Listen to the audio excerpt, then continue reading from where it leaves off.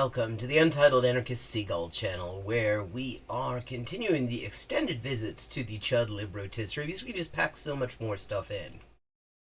And we're going to continue in that vein with a documentary by PragerU called Unwoke Inc.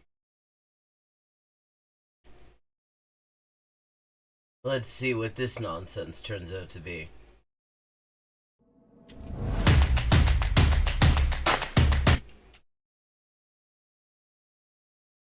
Okay, that is actually... Just wanted to make sure the prop was where I needed it. The first time I heard woke, I thought it was something positive. You know, that you were awake to what was happening and that you were fighting the white male capitalist who had the whole world set up for himself. Okay, you're saying it doesn't mean that?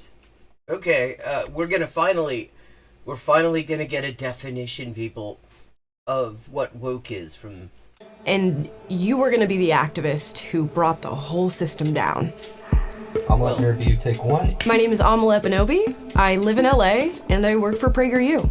At this point in personality. In the 2020s, woke is everywhere. On billboards, in entertainment, in sports. What do you mean woke is... because the term hasn't been in any of the things you've shown yet. Hello, Phoenix. On our clothes, in our schools, and in our businesses. And I kept wondering, how did this happen?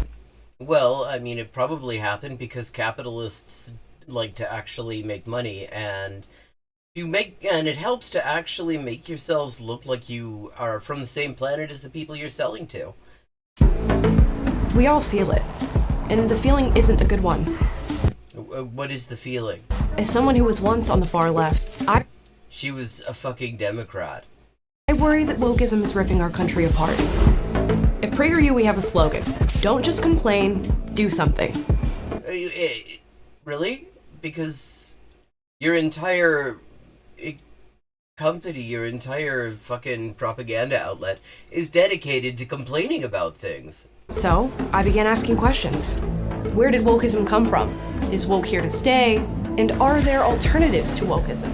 So, how about what is wokeism? Because you just said that it isn't the thing where you're aware of the power structure and you're trying to fight against it. You said it wasn't that? So, what is it? So began what would become a journey across the United States to try to find those answers. And perhaps...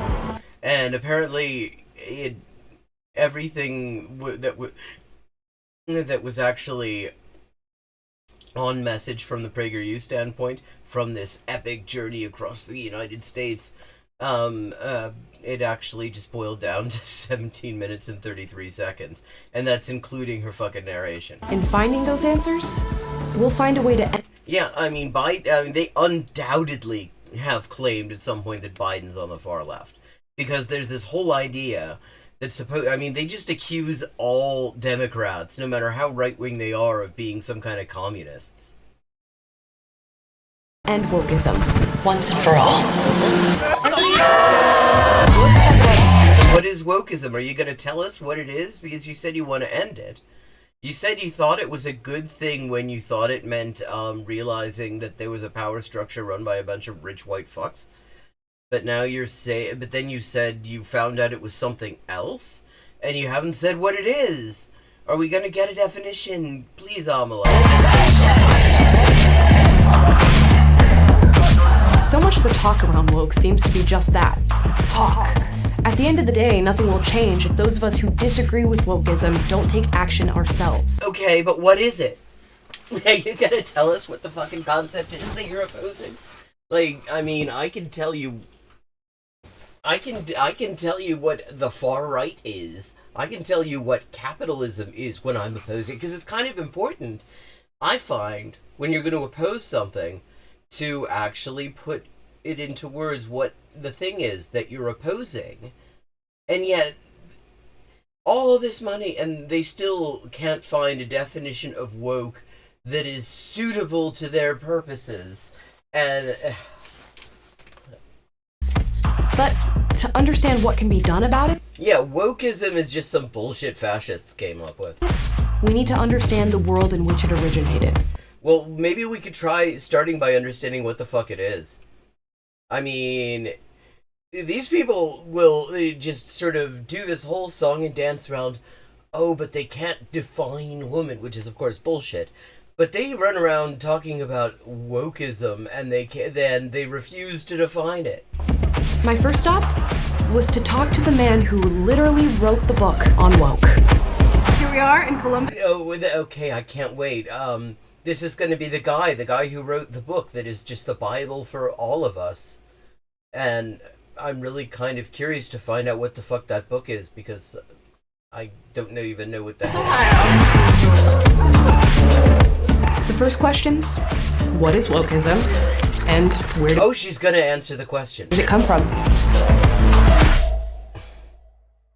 Hi, Vivek. Good to see you. Good to see you too. Meet Vivek Ramaswamy. He recently founded Strive Asset Management, an investment management firm that's... Okay, so after these messages from Strive Asset Management, we're gonna get a definition of wokeism, though, right? challenging industry titans like BlackRock and Vanguard. He's doing it the old-fashioned way, focusing Inheriting money and then exploiting workers? his investment decisions on excellence over politics. But before Strive, he founded a multi-billion-dollar biotech company called Roivant Sciences. They were literally working to cure cancer.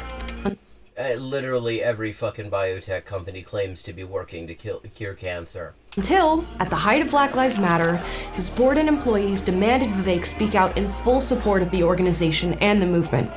And he couldn't do it with a clear conscience. But I stepped down as So CEO. he left the So he worked out that there was a fucking marketing niche that he could fill by being the guy who says, actually, you know, this movement against racism and murdering black people and stuff, actually, I can't really get behind that because I'm sort of for those things or whatever. the company that he created. Because of But I mean, we do have to just say, of course, obviously the people whose opinions matter most to us in this sort of situation, the people who are obviously the ones to turn to for political guidance, are fucking investment spivs. this experience, Vivek wrote a book you might have heard of, called Woke Inc.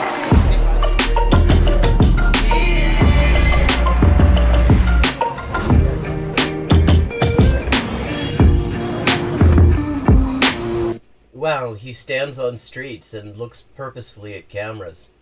And he has a mobile phone. I mean, his credibility is established. He wrote a book called Woke Inc. I think a lot of people are going to hear that and go, what's woke? Yes, and especially a lot of people who only hear about the term from sources like PragerU because they never fucking define it. So, Vivek, what's woke? Yeah, wokeness refers to being alert to invisible injustices. What? What the fuck does that even mean? What is an invisible injustice? Perpetuated against disempowered You misspelled perpetuated. I mean, yes, he meant to say perpetrated, but what he said was perpetuated. classes of people, generally defined on genetically inherited characteristics.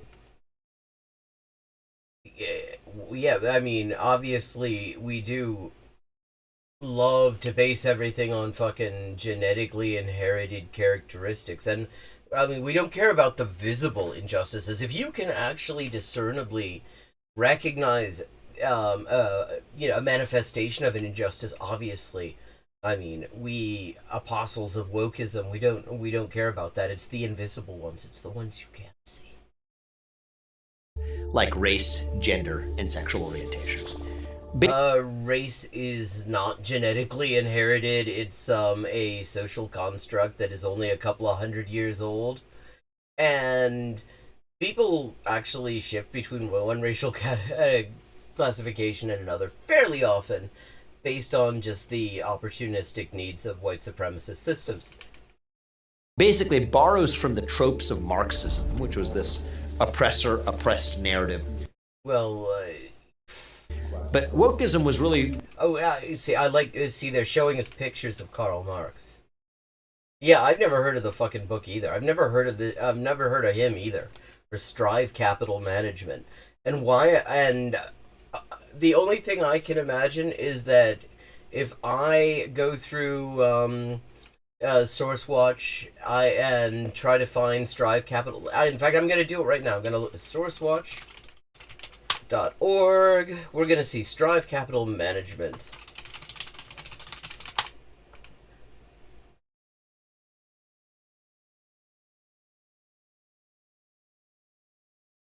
Strive Woke Inc. Vivek.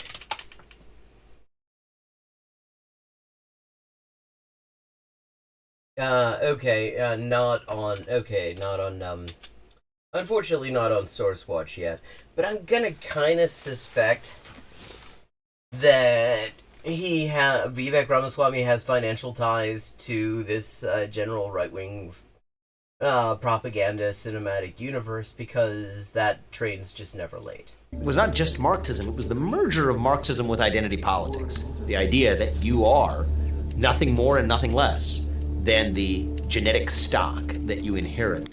That is literally not what, I mean, how, okay. That's, so you, what the fuck does that mean? On the day you're born. So that's what you sort of refer to as the trend of modern wokeness. Okay. Now, and you've of course got some citations to explain where somebody who is a proponent of this and not just a fucking investment banker,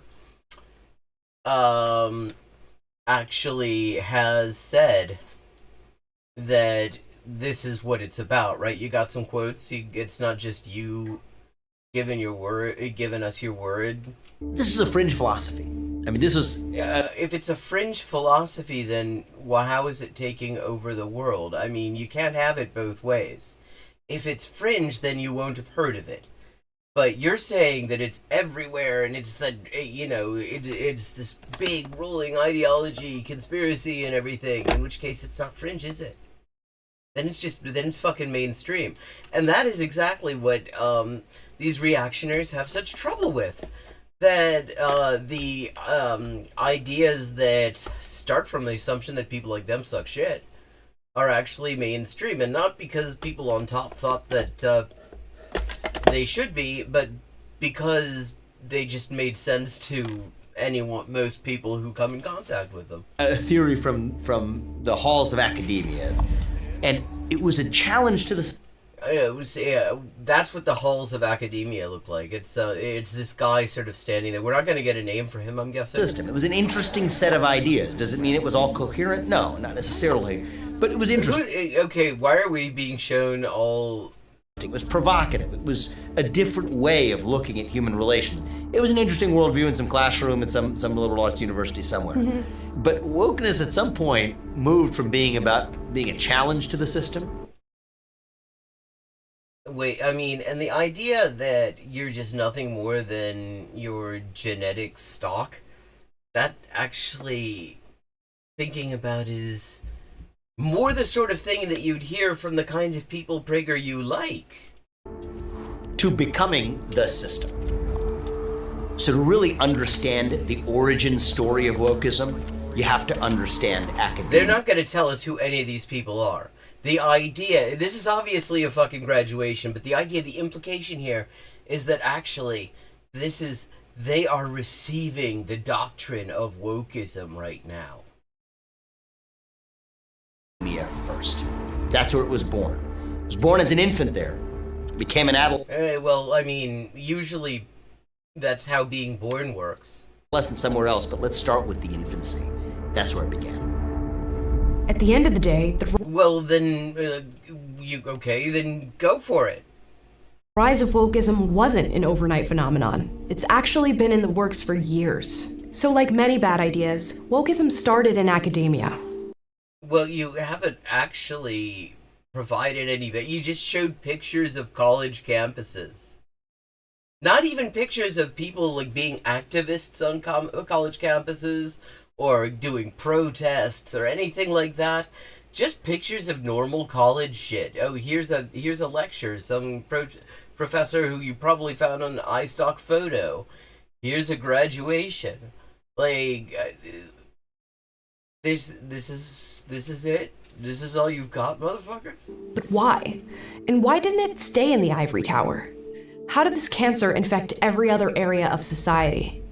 I needed to talk to somebody who understood academia, and I can't wait to see who she finds who understands academia. from a long-term, multifaceted perspective.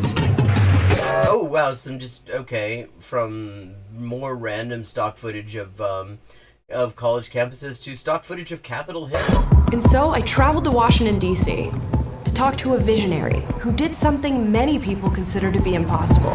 He Flies unaided. founded a new college that now rivals the Ivy League. Okay, who the fuck is This is Michael Ferris. He started Patrick Henry College. Patrick Henry College.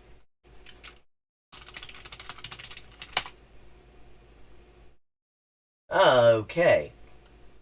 SourceWatch says, the mission of Patrick Henry College, as adopted by the Board of Trustees September 28, 2002, is to train Christian men and women who will lead our nation and shape our culture with timeless biblical values and fidelity to the spirit of the American founding. Okay. Michael Ferris. Okay, there's that guy. Let's see what we can find out about this dickhead. Okay. President and founder of the Homeschool Legal Defense Association. Former Republican candidate for Lieutenant Governor of Virginia in 1993.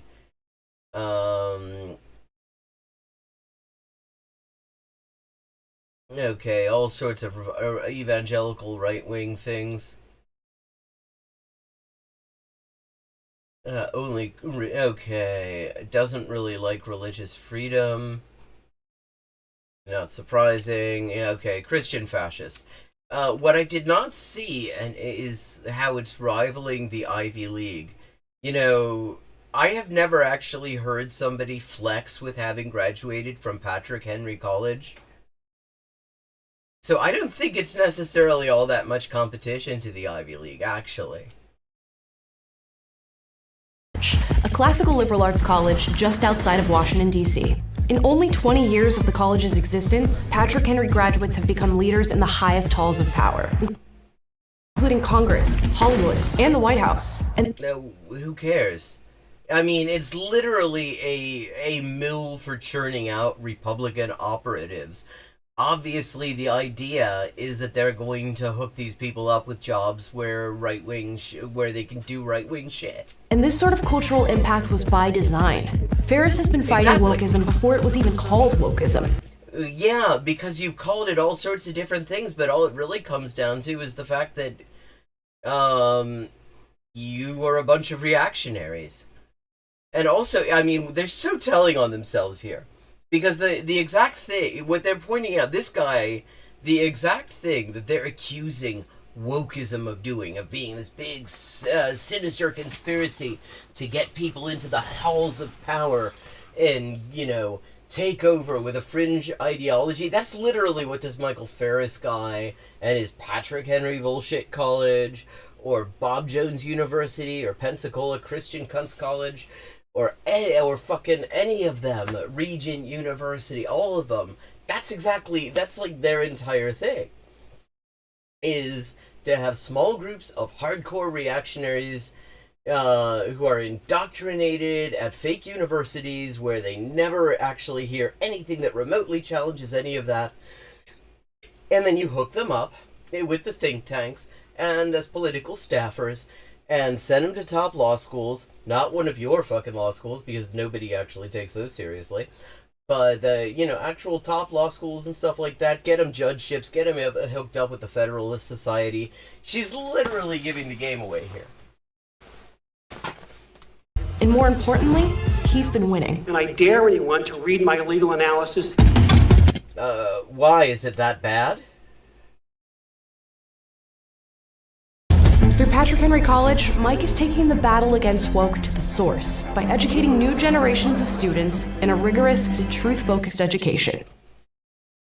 So what the idea is that wokeness is something that comes from students, from people growing up with access to more ideas than whatever bullshit their parents think about the world, and that the only way that you can defeat wokeness is to essentially get rid of any concept of academic freedom and just create just universities that are ideological hive minds.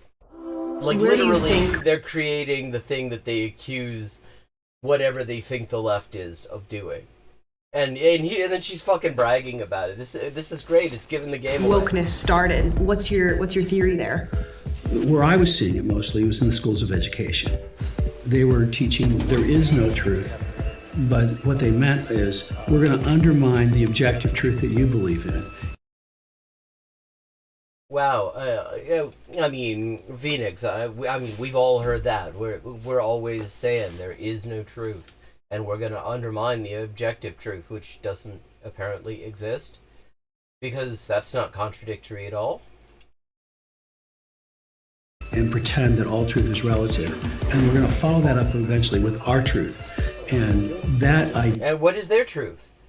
I mean, can you actually retain the idea long enough to argue? Like, this is the thing that they do. They will actually refuse to even engage with the idea that they're claiming is so horrible. Because if they do, they know at least some people are going to hear it and say, oh, actually, that doesn't sound so bad. I mean, it's literally, they understand, they claim not to, they pretend not to understand, like, no platform. They clearly understand no platform perfectly, because they actually go even farther than, I think, pretty much even the most, hardcore people on the importance of no platforming fascists go, because we will still actually point out what it is that fascists think on the way to explaining why that sucks. They won't even point out to their target audiences what it is that their political adversaries think, because they think even that it will be enough for them to lose at least some of them, because they'll say, oh, wait a second, that actually sounds kind of okay. idea is now we're going to jam our truth down your throat and you better kneel. What's their truth, though? You raise a generation that's told at the university that nobody can disagree with you. You take that attitude to campus. Yeah, because, I mean, if there's one thing about the university, it's that as a communist, when you're at university in the U.S., nobody ever disagrees with you. I mean, I'm just remembering, I got to my first year at university. I got there like a day late because I was coming from fairly far away, and my mother was driving me. And so I missed this orientation exercise. This guy who was living on my floor. And see, what you had to do was say something about you that probably you don't have in common with anyone in the room. And people said all sorts of stuff, and and the idea was, look, we're going to recognize and appreciate our differences and our individual uniqueness and stuff like that. And so, and I heard this from him afterwards, obviously afterwards, because I wasn't there. I was there the day after. And he goes, so when it comes to be his turn, he goes, well, I'm a communist. And everybody in the room immediately fucking jumps down his throat, because of course they did. Of course they did. I mean, like, an anarcho-communist, I hasten to add, it was actually the first place I ever heard the term, and got me interested in it, although he was kind of a pain in the ass in some ways. But, yeah. So, yeah, but of course, I mean, obviously, leftists in American universities never have to worry about any kind of ideological adversity. Charlottesville never again. Wow, I mean, these horrible wokists don't want Nazis to murder people in the streets.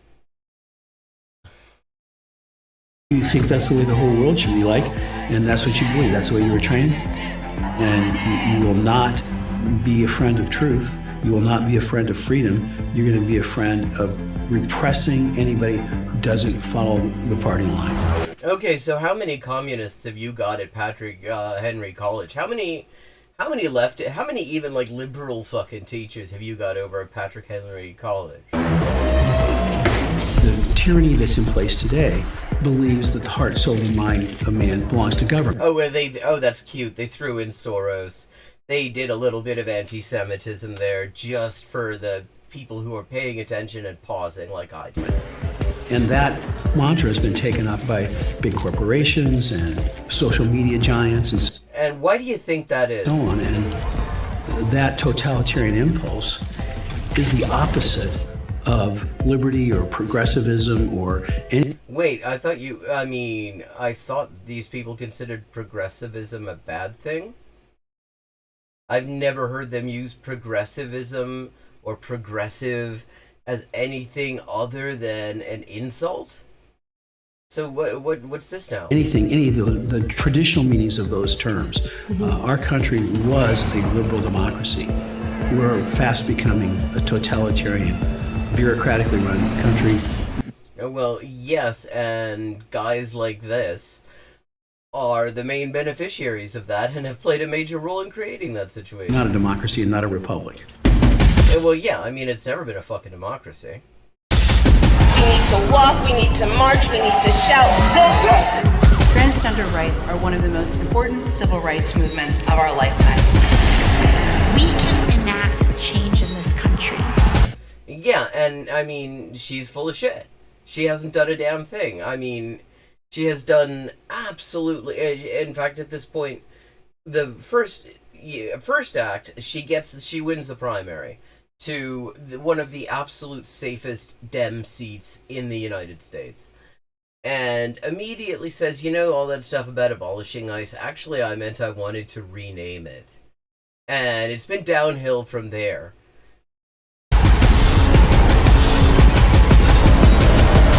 Okay, so that's a pride march. There's people wearing masks in the midst of an aerosol spread pandemic. Wow, that's terrible.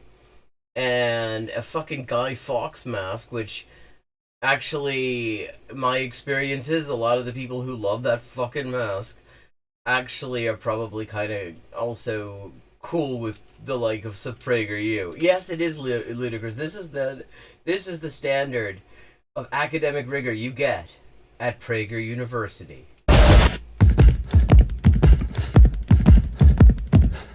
So you teach a generation that truth is subjective and ever evolving. You brainwash them to accept no alternative viewpoints.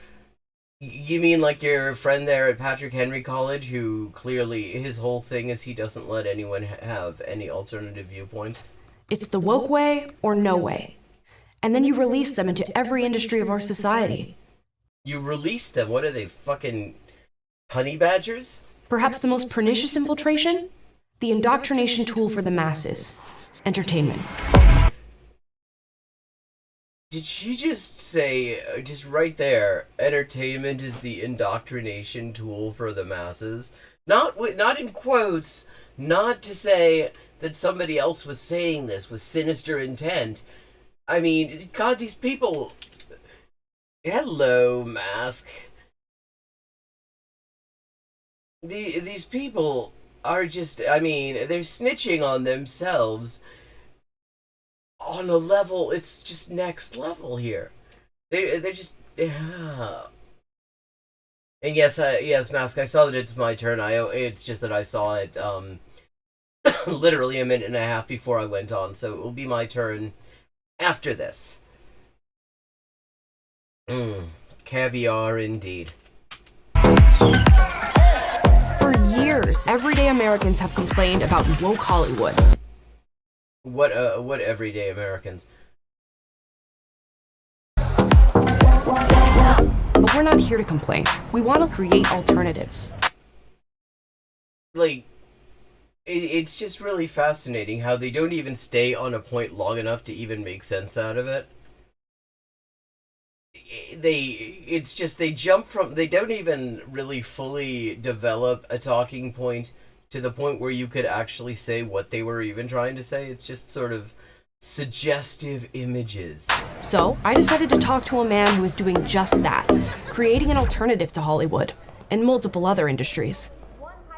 Oh, the Daily Wire and yeah, ask him what his fucking box office gross is. Ask him what kind of pulling power his shitty ass movies have over at the Daily White Nationalist Wire. Well, they have to bitch about how woke Hollywood is because the trouble is they're trying to create the alternatives. They've got, these right-wing movie studios, like, they've got their tame movie studios, and nobody watches the fucking movies because they suck. They suck even worse than the normal Hollywood tripe. Oh my god! Wait, that's not the man we're talking about. That is. Wow, he uses a flamethrower. Who the hell is Meet this? Jeremy Boring. His name is Jeremy Boring? Jeremy is the co-founder of a media and entertainment company called The Daily Wire. They push buttons. Oh, that's Matt Walsh, and White National. Oh, and here we go, the helium boy himself, Ben Shapiro. They tell the truth, and they're working every day to create both news and entertainment that is free from liberal bias. In many ways, big media has become... His name really is Jeremy Boring. Well, I mean, no wonder. I mean, you just don't really get a real vibe of excitement off of a Jeremy Boring joint. just a propaganda arm of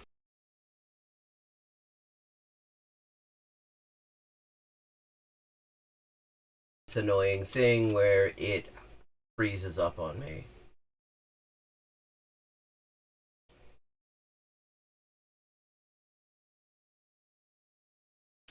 And now I'm back. the left, and Daily Wire wanted to correct that. Welcome back. So Daily Wire is a propaganda arm for the far right then.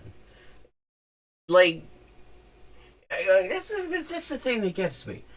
Because they're, on our side of things, we are actually fairly open about the fact that, yes, you know, we're doing propaganda work in the sense that we're telling you stuff, and we have an angle, and we'd very much like you to agree with our angle, and therefore we're going to tell you exactly what our fucking angle is. And why we think it's actually a good way of looking at things, and a good approach to doing something. At least when we're doing it well, that's kind of what we're doing. But they have to pretend, despite having, like, the most just, God, I don't even have the English for this. Plump. Die plumpste Propaganda, die ich je gesehen habe. Just the crudest fucking propaganda. With all this money. And their whole thing is, oh, we don't do any kind of propaganda. We don't have a fucking angle.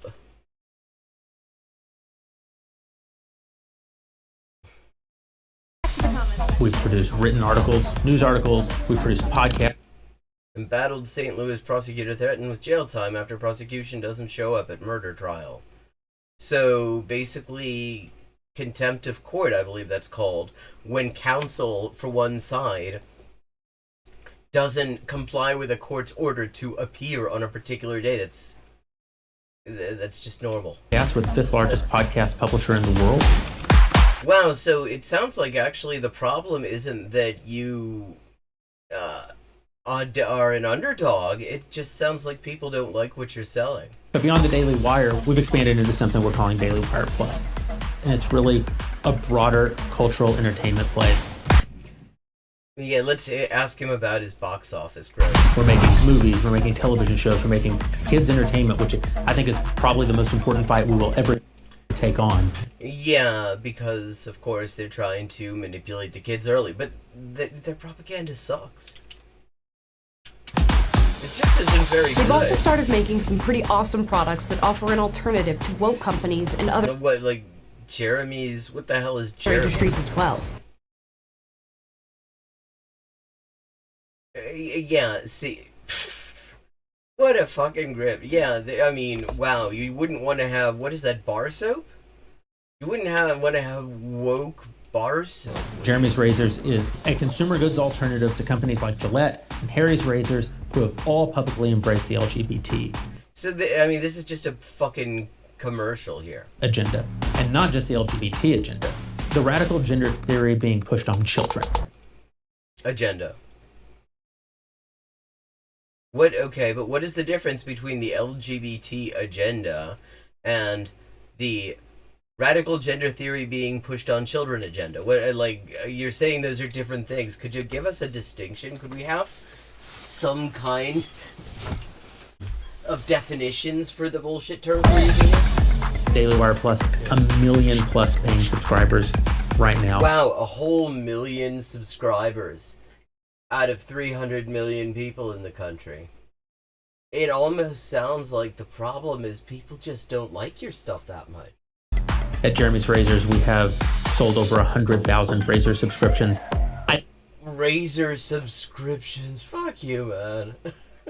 Razor subscriptions. I think all of that is because the half of the country that up until now has been divided by nothing. They've had no alternatives whatsoever. Yeah, that it does get old, let me say, when I, pulled my razor out, shaved my legs, once every 3 months, more or less. It really does get old that the minute I start moving it, it immediately, in a very tinny voice, starts talking about the immortal science of Marxism-Leninism. It would be really nice to have a razor that does not crap on about the immortal science of Marxism-Leninism. Yeah, so I guess maybe, so he's come up with racist razors? I guess. Are eager and hungry to engage with those alternatives when they're presented, especially if we're not. If you're so hungry you'd fancy a razor, I think you've got other problems. Exploiting them if we're actually providing value to them. Yeah, there's no exploitation going on here, obviously. There's no manipulation. You're literally just these are the people who love to talk about virtue signaling, and here the idea is show you're a chud by spending probably way too much on right-wing branded personal hygiene products. Is there, but I gotta ask this, I gotta know, is there Ben Shapiro toilet paper? Can I wipe my ass on his face? Then I think that there's enormous opportunity to succeed. Or a Matt Walsh bidet? Hollywood going woke was pretty easy to see coming.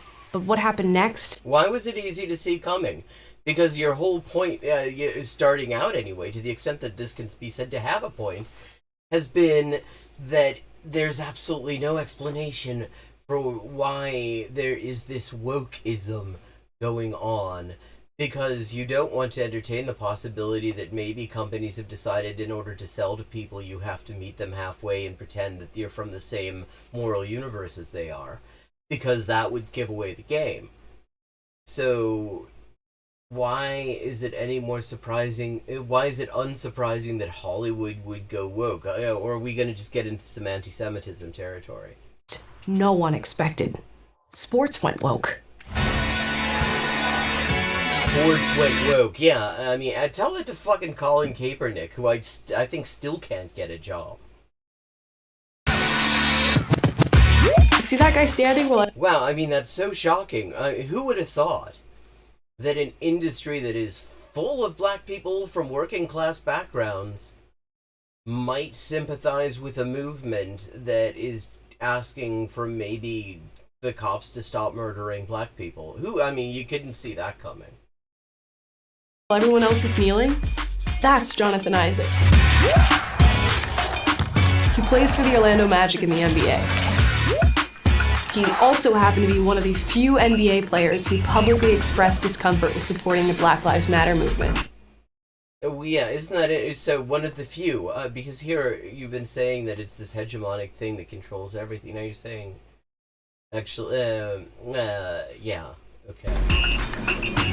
This all came to a head when the players on his team decided to collectively kneel during the national anthem. So he did what he felt was right. He stood. Yeah, so he sucks, basically. Now, Jonathan is launching his own apparel company called Unitas. Yeah, of course he is. Of course he is. I was about to say right before that, and not knowing anything about this, because I don't follow the NBA, my sport is cricket. Seriously, my sport is cricket. I love cricket. I'm right now annoyed because the Ashes are on, and I can't actually see them because it's extremely expensive to legally get cricket, and there's a time difference that makes it very difficult to stream it by other means. So I've never heard of this guy. But the minute I saw this, I thought, this is probably a step he's taken in consultation with his agent, realizing that there is a fucking brand position to be had by being the NBA player who actually kind of thinks it's okay for the cops to go around murdering black people. And not 2 seconds later, it turns out he's launching merch in hopes of bringing people together over love of God and country. Her name is I think Yoruba. I think her background is Nigerian. Orlando. So this is like Orlando as seen by Homer Simpson. Orlando.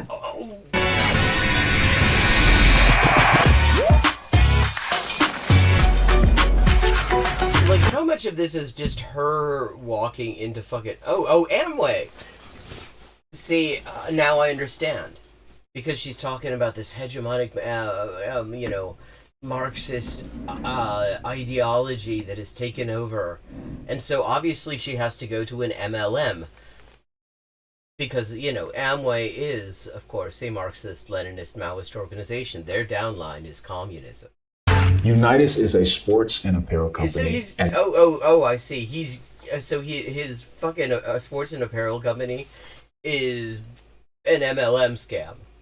Like, otherwise, why are they showing us Amway here? The basis of it for me is freedom. You have companies that are in that field who have made a conscious decision to either attack or undermine Christian values, conservative values and things like that. Tell us how those values match up with MLMs that screw over people by telling them that they're starting a business when in fact they're actually just the sole customer that the company has in mind for their shitty merchandise. And I think that they have the free choice to do so, as much as I disagree, but I feel that... Hello, Toriel Dreamer. Okay, I feel like I saw your name in chat like a week or so ago, and now I'm like blanking. Alright, is this Abby? This is Abby. Hello, Abby. It's good to see you. That we also have a freedom to create what we want to create. Left to right. Let's see how much of that freedom you have if you decide that actually to change your mind on whether it's a great thing for cops to be murdering black people for no credible pretext.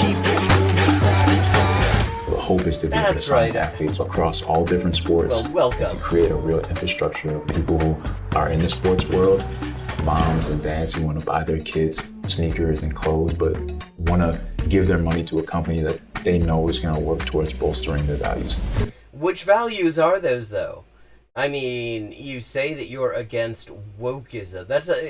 What are the values? Yeah, there's some like vague crap about freedom, which doesn't really seem to appeal to you very much, because you've also said things about how the reason wokeism gets everywhere is because people are exposed to a wide variety of ideas rather than just being sort of stovepiped into one ideological hive mind that they never hear an alternative to, which seems to be your preference because freedom. What are the values? Come on, beyond scamming MLM victims. Ready to go. Up in the way, moving the tide, starting the way. We can be proud there's of never what we anything believe in. suspicious about We Fred don't have Yu. to hide or be ashamed of it.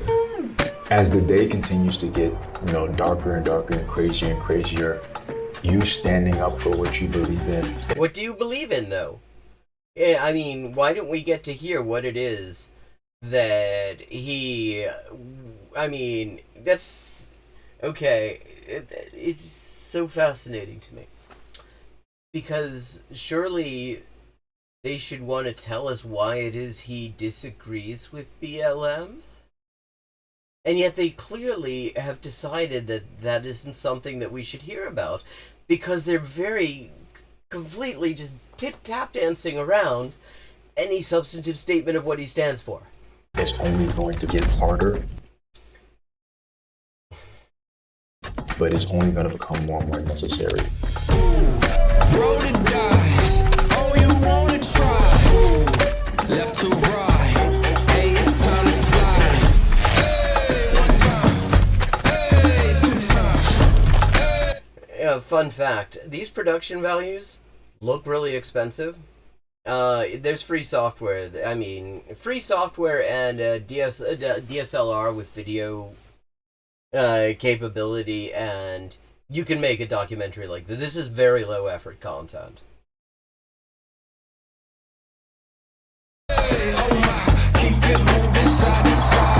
But it didn't end in sports. We all know the story. It felt like the flip of a What's the switch. story? Like every company in America was suddenly spouting the woke orthodoxy. And What's the woke orthodox? I mean, so far, what it was something about invisible injustices.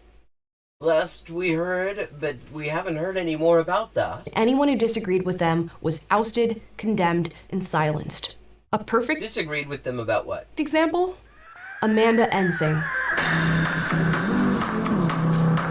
People love to complain about the culture and the environment, but they don't do anything. We need to be creating our own verticals and our own industries where we're competing.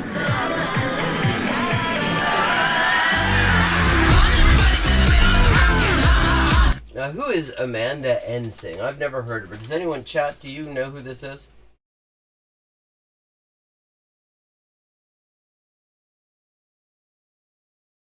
DaVinci Resolve. That is the exact software I'm talking about, Toriel Dreamer. I love DaVinci Resolve. It is...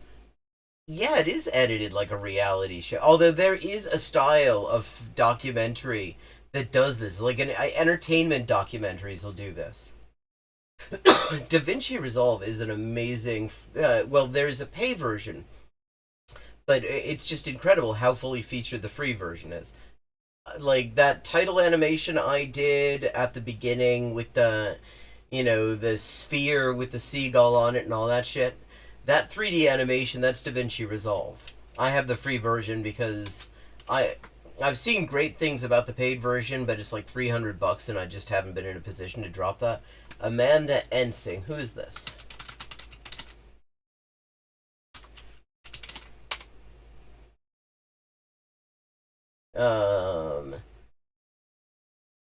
Okay, fundamentalist Christian beauty influencer.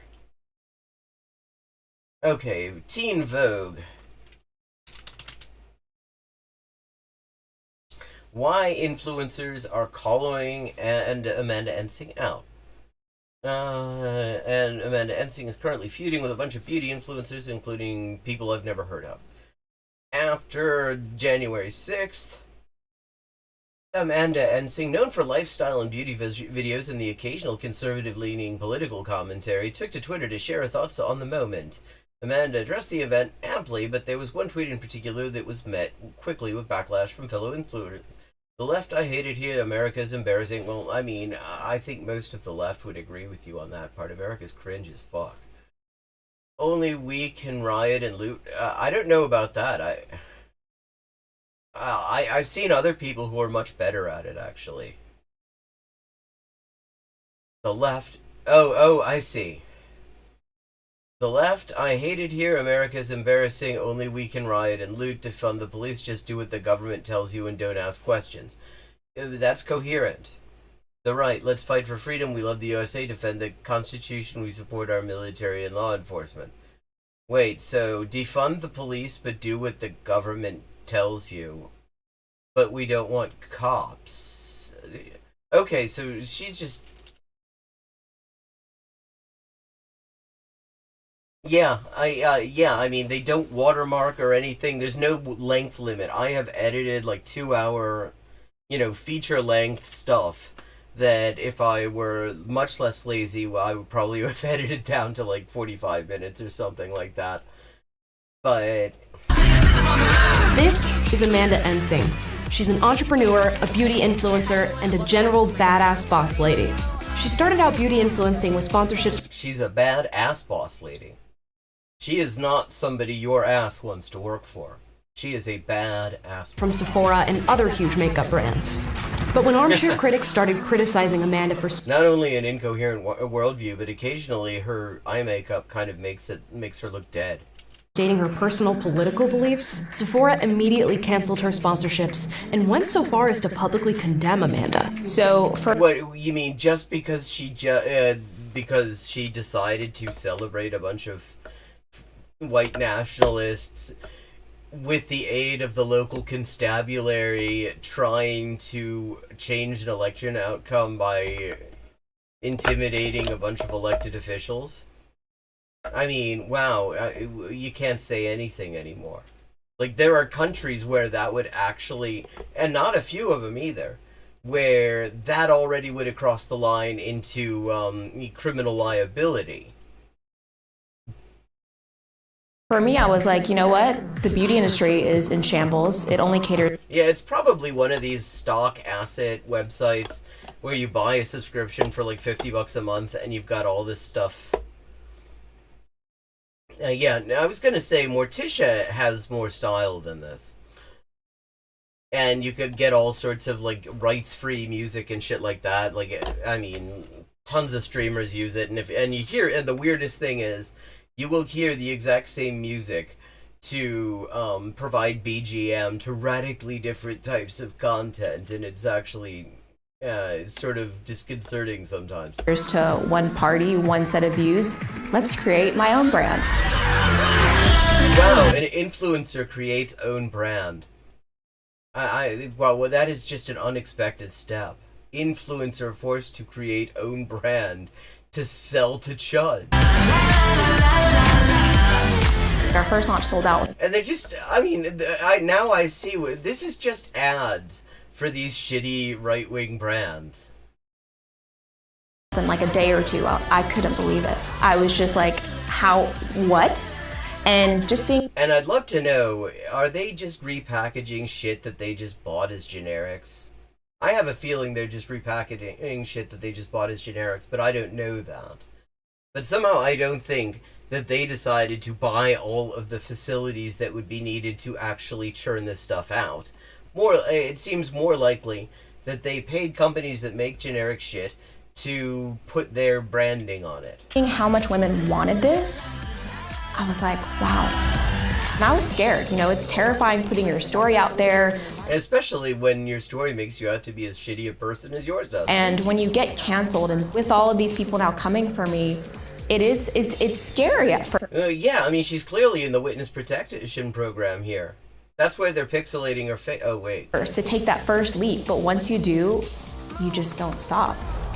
The alternative to people not creating these businesses is way worse than if you would take that leap of faith. The alternative to people creating these types of businesses is way worse than if you did not take that leap of faith. That's profound. Because I don't think a lot of people realize how willing Americans are to support you. Like, we are desperate for new brands and new companies. Her skills do not extend to reliably good eye makeup, I might add. Oh wait, yeah, here she is doing her own eye makeup, and it shows. Wait, you think that a fucking Instagram influencer who can't do her own eye makeup properly, and I say that I'm not very good at eye makeup either, but I'm not making a fucking brand around fucking sound ideas about makeup either. that she probably does not know how to compound cosmetics and test them and all that shit. Wow, I'm shocked.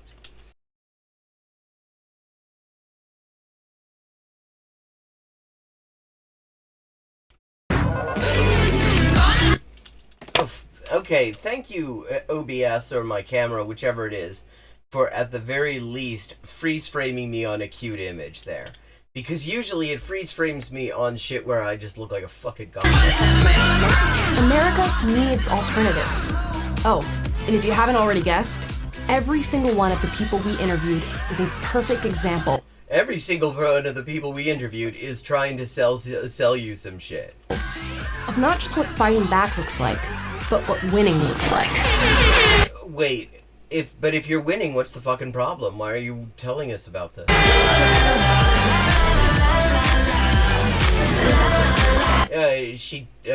That was her not putting lip. She was putting lip gloss on and she missed her fucking lip. I'll give you one of the insights from my investing days. It's a famous quote from Warren Buffett. Be brave where others are fearful. There's an economic opportunity. I think it might be... Yeah, exactly. I mean, here he is once again sort of giving the game away because it's just a fucking grift. They realized their propaganda system has cultivated a bunch of like fucking extremely gullible white nationalist dickheads who will buy anything from NFTs of Trump's fucking last colonoscopy to white supremacist shaving accoutrements because they think that is somehow actually, rebuilding the fucking struggle for the race war or some bullshit. Yeah. One of the biggest economic opportunities. I mean, it is just so venal that it is actually almost impressive. Like, Quark would look at this. The Ferengi would look at this and be like, wow, this is in really poor taste. Of the next decade, to serve the 100 million plus Americans, okay, who are badly disaffected. Wait a second. Okay, that's interesting because, like, one of the things the right-wing media love to pretend is that their target audience is actually the majority, but he's saying 100 million plus Americans. That's 1/3. That's actually not just a minority, but not a very big minority even. That's not even close to half. So maybe the reason, actually, that so many companies are trying to sell to people who think that LGBT people should be allowed to exist and murdering black people is something the state shouldn't do, maybe the reason for that is that there are, by your own reckoning, Vivek, 200 million odd people in this country who tend to think who tend to be closer to that idea than to your shit. From the places where they work, where they shop, where they bank. Did someone make a set of NFTs based on colonoscopy images? Not that I know of, but I really couldn't rule it out. I mean, and I tend to think that if you, like, did claim to have NFTs that were literally from Trump's colonoscopy, I think you could probably clean up. Because some of these motherfuckers will just spend on... They won't need to be asked twice. Where they invest. These are also, from an economic standpoint, some of the best customers. Which is another way of saying they have money.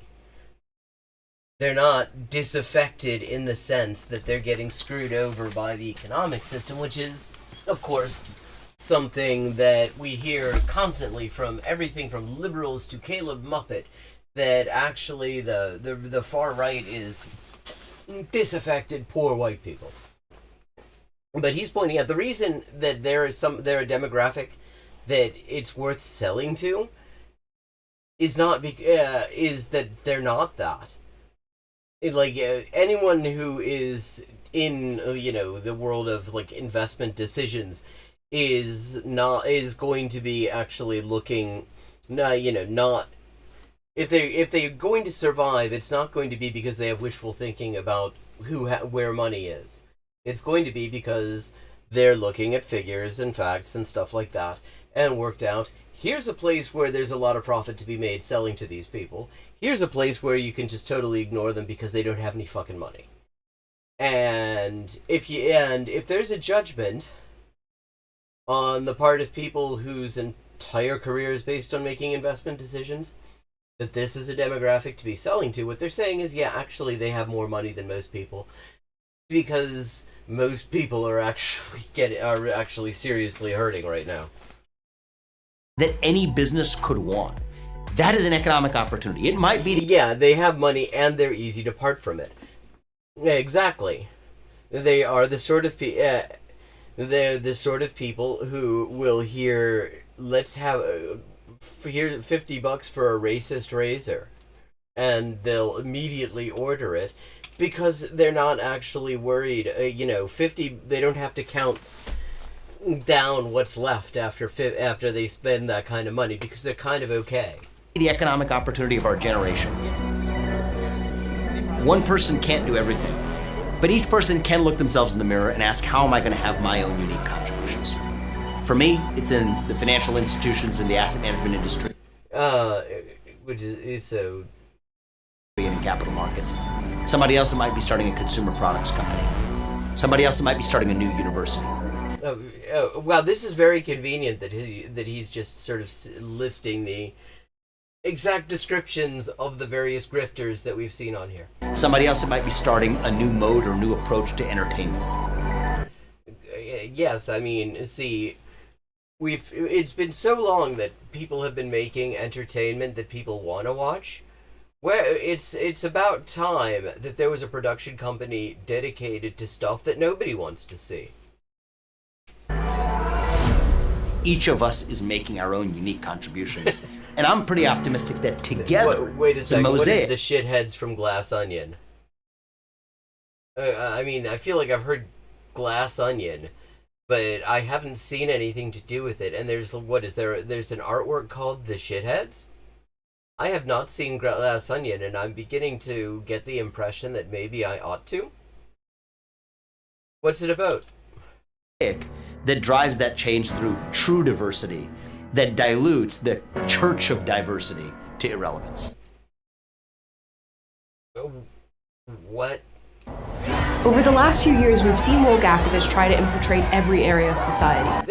That's not what infiltration looks like. Now, why do you think the fucking Marriott Marquis is putting out stuff like this? They're probably putting it out because they're seeing that a lot of capitalists' investment properties were getting a little bit of smashy, and they wanted to try to claim that they were the good capitalists. Education, entertainment and media, sports, and business. And for many of us, that seems daunting. But talking with people like Vivek Ramaswamy, Mike Ferris, Jeremy Boring, Jonathan Isaac... Well, I mean, an entertainment company run by a guy called Jeremy Boring. ...and Amanda Ensing, we have proof that you can push back and make a cultural impact by providing alternatives. We know we're not going to change... Hang on. It's the deconstruction of a Clue-style mystery featuring exactly the horrible kind of people you feature on these videos. It is incredibly well written with a fantastically satisfying ending.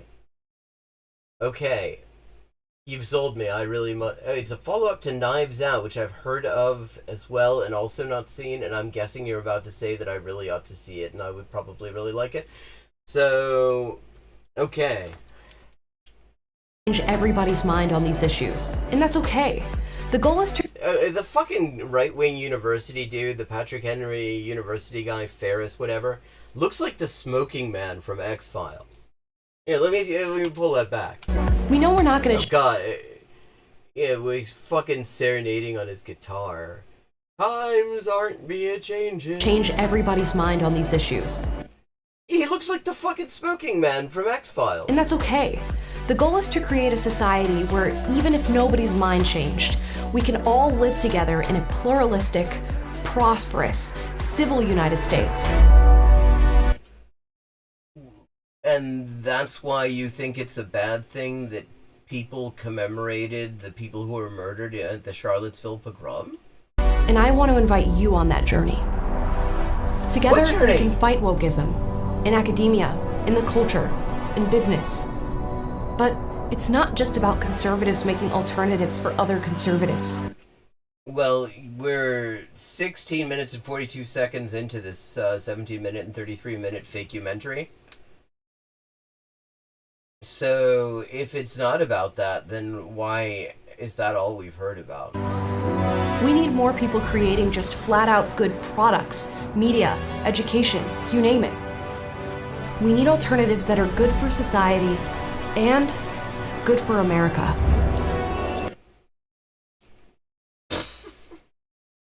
The fuck is this ending? I'm ready to try. How about you? You're ready to try what? Other than making these shitty videos, what are you doing?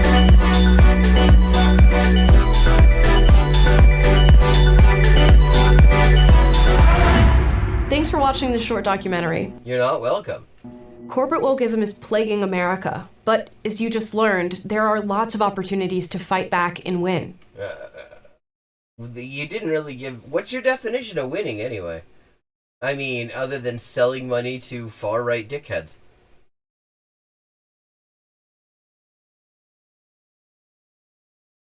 William B. Davis, who... Yeah, it's definitely not William B. Davis, but he looks like him as he appeared in X-Files. Knives Out deconstructs Agatha Christie? Holy shit. Okay, I really must see these things. Okay, we've actually still got a fair bit of time. So, let's see. Where shall we go next?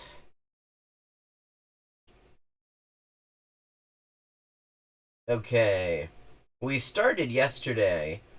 Xanderhole reacting to an old Three Arrows video. It was like nearly half a decade ago, he told us. So very long time ago.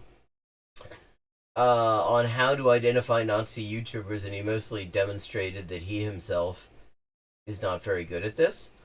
And then we've got another option.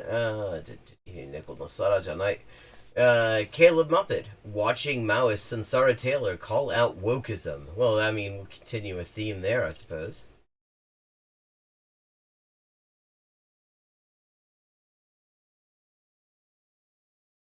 So,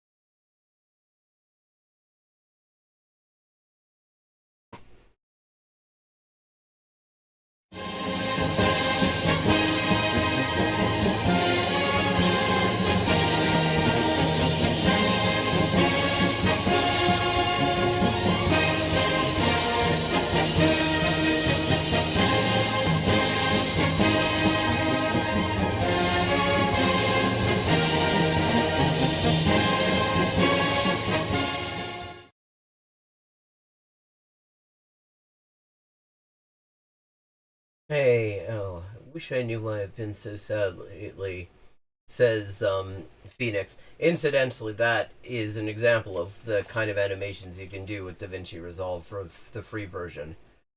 Well, I mean, it just sounds like a fucking rough time all over.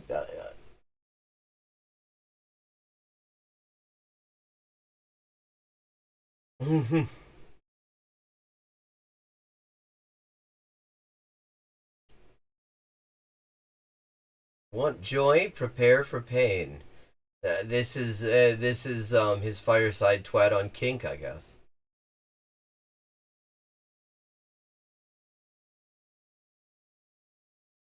And now this third. But I want to let's just continue on a theme here. Woman, folks may not be familiar with. This is Sarah Taylor of the Revolutionary Communist Party, and I was another fucking cult of personality. I got a press release from them today. I'm on their press list, and they once described their great leader Bob Avakian as the Elvis of revolution. they announced that Samsara Taylor is on a speaking tour against wokeism. And I'm like, a fun fact about the RCP also, back a few years ago, when it was exposed that Portland Police Department Lieutenant Jim Nia was basically in very, very close to all the fucking neo-Nazis who kept on showing up there, who was basically coordinating everything with them. There was a whole big scandal about it, and it resulted in his text messages getting subjected to a Freedom of Information request. And in the context of that Freedom of Information request involving his text messages, there were interesting texts from the leader of Patriot Prayer. I forget the prick's name. But he said that the RCP, through their front group Refuge Fascism, wanted to work with them. Now, there's no reason I think that he would lie to the cops about that. I've never heard any confirmation elsewhere. But I can't think of a reason that he would tell that to the cops and not tell that to the public if it was a lie. And, I mean, they're unreliable little fuckers, so... Oh, that's because bad Kermit impressions are just the thing. Like, damn, good for her. Good for her. It's about time that some of these communists woke up against wokeism, right? Wow, they woke up against wokeism, so shouldn't they be going back to sleep then? The great Peter Coffin, who I think is watching right now, wrote a great book exposing the woke insanity and how dumb it is, why you need to oppose it as a leftist.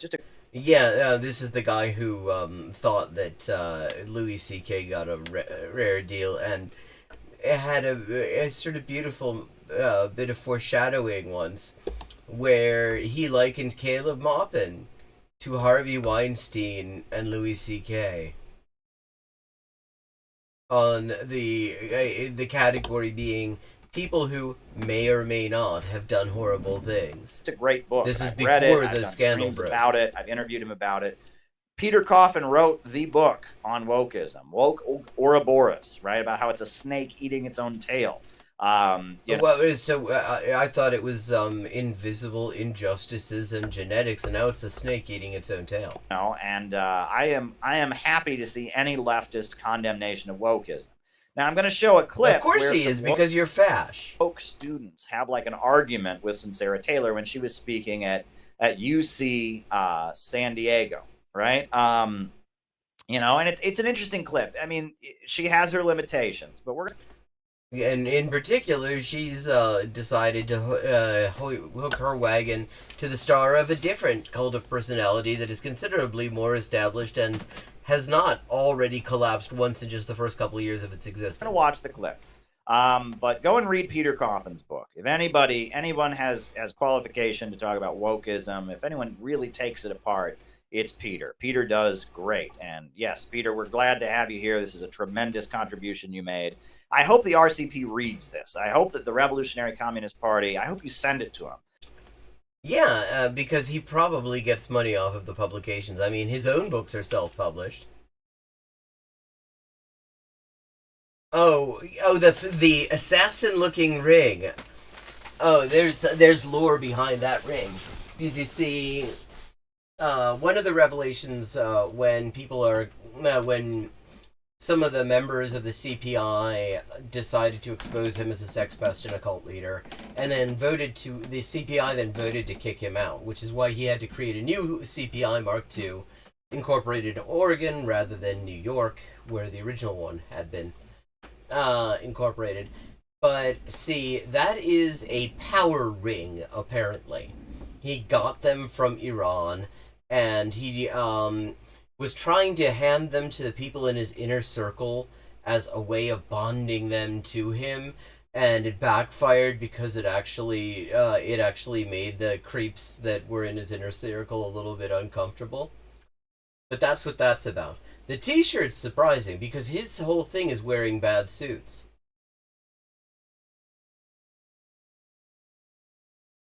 I think you should just send it to them in the mail. Just send them a copy to their bookstores. I think Yes, you he should thinks he's Sauron. Make them engage with it. They're not where we're at. I don't. Well, yeah, because if you said something to somebody in the mail, they're totally going to engage with it. They're not where you're at, Peter. But I think you should stay on top of them about this, because if they're starting to see the light about how dangerous and toxic the wokeism is, I think this is something. I'm going to show you this clip. This is Sansara Taylor when she had a confrontation with some woke students. But before I say that, tomorrow, like the day after this, I believe there's going to be some transphobia in this shit. Just a little content note. Apparently, these are actually expensive and hard to get rings. It isn't just some crap that he picked up secondhand at a pawn shop or some shit. But the whole aesthetic around it, the reason he's wearing the fucking thing is creepy as fuck. Stream. The 24th of May. Today is the 23rd. Sansara Taylor is speaking at UCLA. She is actually having an event at UCLA tomorrow. Well, yeah, why is that a surprise? Like, she had an event at UCSD, and she's actually having an event at UCLA? Well, it sounds like that's just what she's doing. Maybe that's not a surprise after all. Go and look it up. If you are a fan of this community and you're in the LA area, go to that event. I am calling on you. Anybody who is in our circle, anyone who's part of this community and lives near Los Angeles, go to Sansara Taylor's event tomorrow and get up during the Q&A and tell them you're with the Center for Political Innovation or you're... Oh, this is like... We've gone from one pathetic grift to an even more pathetic grift. Just go there and then heckle the event just by saying that you're with the chud-lib cult and not the Bob cult. You're a fan of the Center for Political Innovation, or you love this, and that she is absolutely right to oppose wokeism, and that she should check out our stuff. That'd be a great place to intervene. I wish we had people in LA right now. We have a lot of people in the Bay Area. We got people in different areas, but I can't think of. I texted a few contacts we have in the Bay Area, in the LA area. But if you're in the LA area, please go to this event, right? And if she has events around the country, we'll make sure that our members go, because I think this is a really good development to see leftists calling out wokeism. Now that said, okay, they're still not where we're at. Yeah, but they suck. I mean, as you pointed out, they suck. Maybe you could just have a united front of people who suck. Still don't get it. They still don't get it, and you'll see still that don't when get you watch what? this clip. But it certainly, what don't they get, Caleb?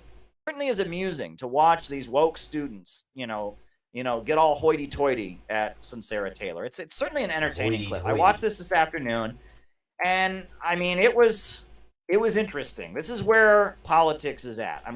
This is certainly an interesting. So I'm gonna skip ahead to the part where Sansara is at. She's at UC San Diego, right? And the woke students, they take her on, and she engages. And she changes clothes in the middle of this thing. She's got two different outfits on. So here we go. Improves their mental health and prevents suicides. So following that up, okay. What this person said was that respecting trans people's pronouns, and especially trans youth's pronouns, is good for them and makes them more likely to just, stay alive. He very expertly avoided the entire comment, because probably he realizes that it's mud. She doesn't look anywhere near as good if you know that she's arguing against people who are pointing out, quite correctly as a fact, that something she opposed actually helps keep people alive. I guess I'm wondering why I'm seeing kind of reactionary rhetoric against preferred pronouns. This is, I guess, a very disingenuous argument, because it is possible to both care about children starving in the third world and also care about trans people. Yeah, in fact, some of those children starving of hunger, that's usually what you starve of, to be honest, but never mind. Yeah, some of those poor people in the third world are trans, actually. In fact, I mean, you look at the fucking list of murdered trans women every year at, the Day of Remembrance, and it's broke black trans women in Brazil make up the overwhelming majority on an international level. So yeah, like literally you can't separate out starving poor people in the third world and trans people, because trans people are in both of those groups. I kind of raised an eyebrow at word choices like lunacy and real revolution ostensibly versus fake revolution. Do we believe in this, the others do not, etc. And it kind of perturbs me. Wow, this is like way more fucking good faith engagement than she clearly deserves. Because, so at this point, she's already basically come out as a big fucking transphobe. We're not getting to see that part. Caleb isn't showing us that part. But so, and this person's response is just to say it kind of perturbs them. Which, I mean, I suppose, that's putting it mildly. Okay. Cause yeah, look at her face, bud. Yeah, she thinks it's hilarious that she is advocating things that kill trans people. She's a very... The way. She is totally like, she's like, all right, I'm being really nice. I'm going to give you a fake laugh here. You're full of shit. Shit, kid. Can you just shut up, kid? I mean, but she's... Well, let's just remember that for a long time, every time somebody would even imply that Caleb Muppet was transphobic, he would point out that he went to trans rights demonstrations. They were actually Workers' World Party demonstrations that he just participated in. He wasn't like some kind of trans rights activist or something like that. And he points to the fact that Lily Goldklang, a Jewish trans woman, is in his cult as proof that that he can't be anti-Semitic or transphobic. And I mean, Lily, what the fuck are you doing? He isn't pretending anymore. He fucking hates you.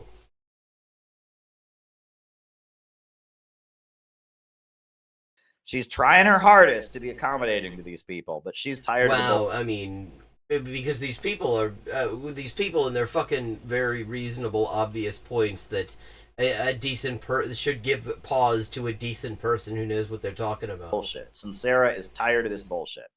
On the whole, I mean, maybe this is just me, but... No, it isn't just you. What she said sucks, clearly. But when it comes to the things that I agree with you with, namely things like cancel culture being a farce... Meaning what? Meaning cancel culture is just bullshit and doesn't exist? Or that, cancel culture is an actual problem? The things that I agree with you with... I get it, kid. I get it. I'm pretending... Who are you calling kid?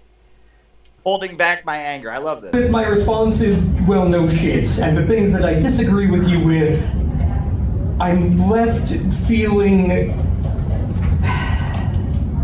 like you're overgeneralizing things. The name of the article that's in that pamphlet is Pronouns and Starving Children.